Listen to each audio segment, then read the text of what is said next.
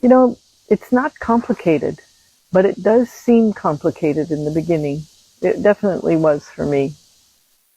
We've been trained in our way of thinking to make things complicated, that we value the complexity of things.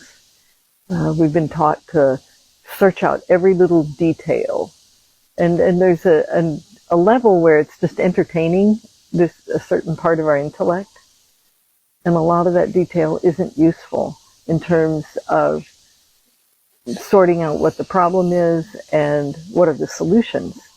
And that's what we do in Ayurveda, is that we look for, where is this problem coming from? What is the context? What's the situation? And what is the solution to have it go away?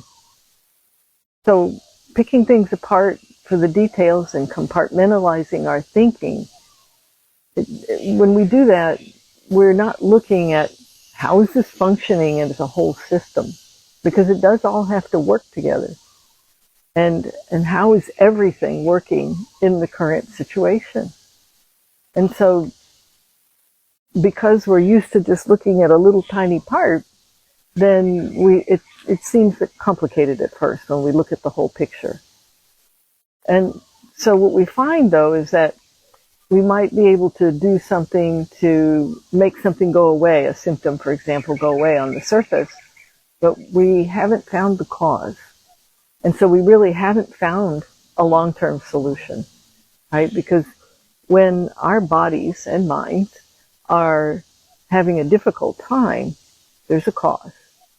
And we can cover it up so we don't notice it, but there's still something going on underneath. Yeah, and that's how it ends up becoming another problem later on.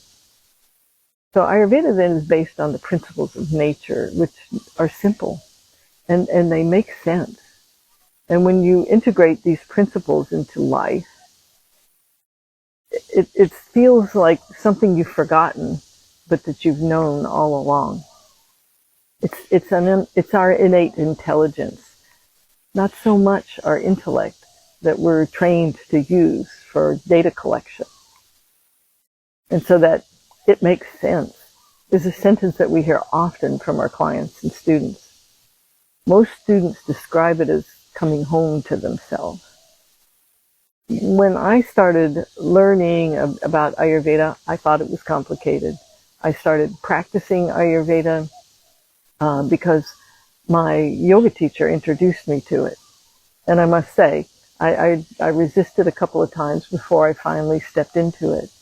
And then at that time, I was having a few problems, and the acupuncturist, an herbalist I was seeing, he said, you know, I think Ayurveda would be good for you because it addresses more of the subtleties, and that seems good for your system.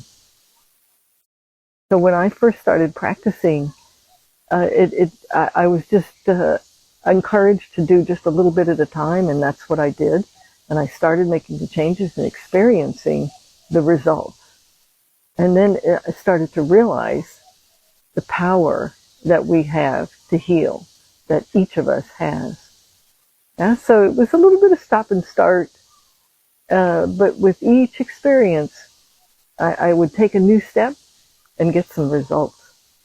And you know, sometimes I wouldn't get the results I wanted, and then I would check with the practitioner I was seeing, and you know, I wasn't doing it quite the way I thought that I was. Yeah. So it takes a little while to get the foundation. It takes a little while to come to understand our Agni, our digestive capacity for food and life. And this is why we find